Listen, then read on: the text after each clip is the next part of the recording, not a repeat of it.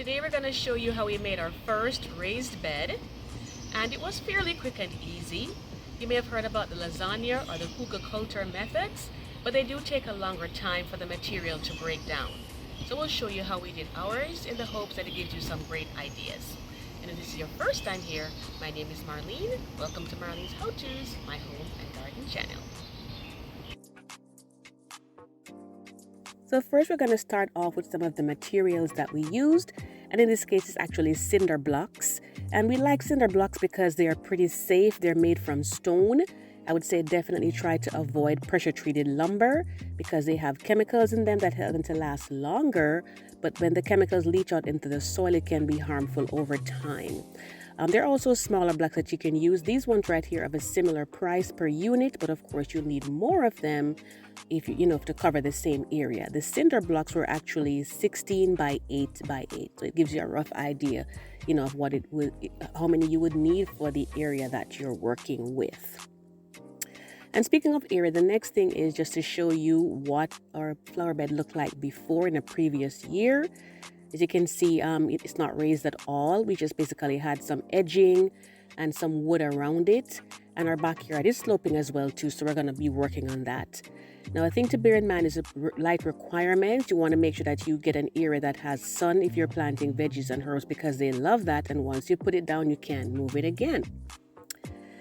And then if your soil is level or not too level, then you can go in and just clear off the weeds right here like we did. And as you can see, it's a very heavy clay soil that we have, so make sure whatever soil you have that you're making sure that it's wet before you go in and clear it off. So that's one way of doing it.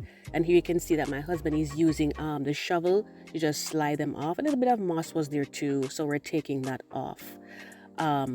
And sometimes you get the question, the difference between a shovel and a spade. Well, here he's showing you that this is a shovel right here. It's square at the top, while the spade on the other hand is a little bit more pointy, and that's like more for digging than for clearing off the space that we just showed you right there.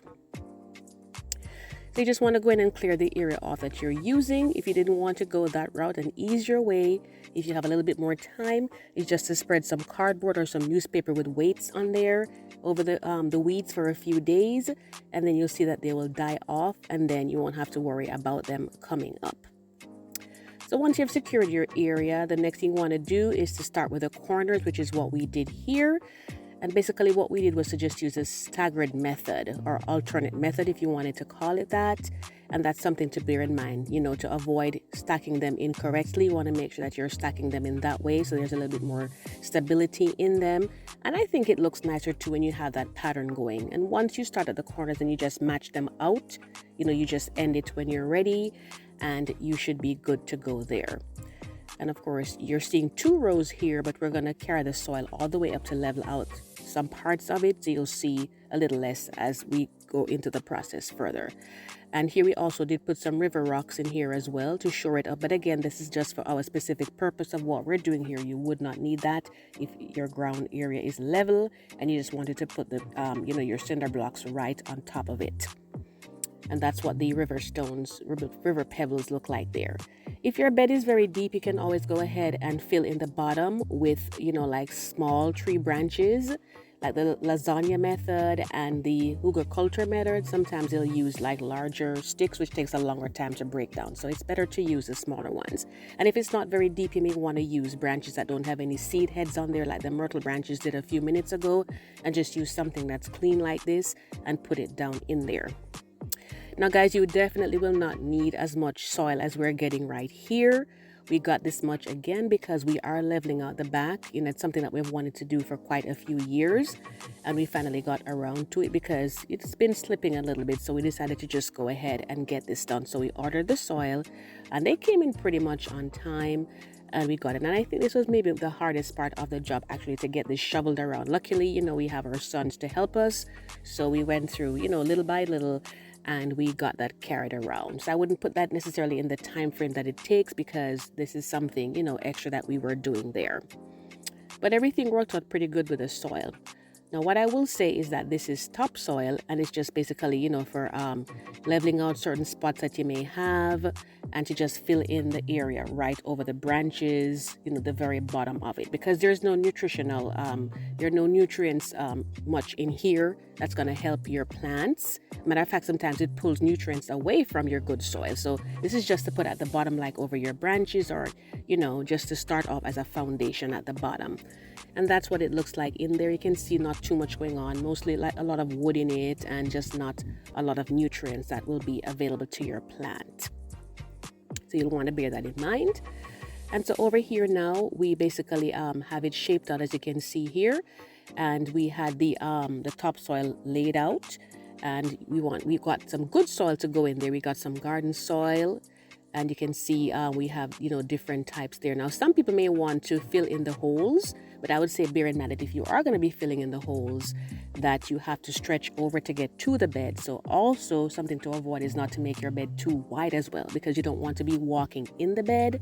So if you need to do more than one and make them more narrow, then I would say go that way, as opposed to making it too wide and you can't reach and you want to be stepping in your bed and all of that. And we have some flowers we're going to put in here. These are some good companion flowers, like the marigold and the salvia that you saw a moment ago with the purple flowers. And those help to attract the right pollinators to the garden. So we're going to be putting down some of that as well. So let's take a closer look. So here is the garden soil. And you can use whatever brand you like. And typically with the garden soil, you can use the regular one, or you can use the organic one. Of course, the organic one costs a little bit more, but you always want to make sure that you're going to be mixing something in with them to enrich the soil. And so in this case, what we did was we added in some compost and manure mix into it to give it a little bit more, so it holds the water a little bit better and you have a lot more nutrients. Of course, if you do your own composting, more power to you. I would say definitely you have an advantage there. And over time too, as the soil gets used up, the nutrients get absorbed by your fruits and your veggies and your herbs. You can always, go in and mix more in over time. So this is kind of like an investment in a sense. You'll be adding more to it. And by the way, guys, I do a lot of gardening videos. So if you do like gardening and flowers, because sometimes I do arrange them, be sure to hit the subscribe button and tap on the notification bell twice so you never miss an upload. And this will also allow you to get to see some of the past ones that I've done as well too. So let's see what we're going to be planting today. You can see the seeds right there. I had a few different things that I wanted put down in there. So we actually had, I'll go over them individually with you. So, and I just tried to get some ones that I knew that I really liked before, like these tomatoes right here. I enjoy the tomatoes. So I got some of the seeds, as you can see, then I dried them out first on some paper towels and then, spread them out here to get started. I have some cosmos here that I'm going to be sowing as well. And these are also, good pollinators. They help to attract the bees, butterflies, and certain, beneficial wasps that may come over to protect your plants from the wrong pests. We also have some summer squash there as well that I'm going to be preparing. And we had some beans, and actually had two different types of beans. And sometimes we'll just mix them together when we're cooking, and so that works out perfectly. So there's the other one right there. And I'm going to be linking my previous video at the end where I showed you how I was able to, very quickly get the seeds to sprout in just a few days. And these seeds were from a nice Jamaican pumpkin that I had. Some people call it a different name, but it was really creamy and nice. So we thought we'll get some of the seeds and get that going.